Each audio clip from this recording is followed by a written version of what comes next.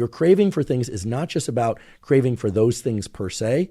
It's also a desire to relieve the pain of not having those things. And if you can internalize that and start to develop an awareness around it, you will be in an amazing position to leverage all sorts of aspects of the dopamine system in order to increase your motivation, especially when things get really hard or when you have the propensity to procrastinate, which is something that we'll get into a little bit later in the podcast. Now I'd like to talk about the dynamics of dopamine release with a little bit more detail.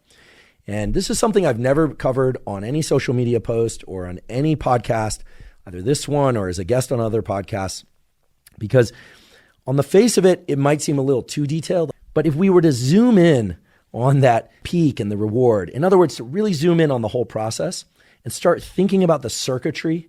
that is the neurons in VTA and nucleus accumbens and how it relates to the frontal cortex in a bit more detail,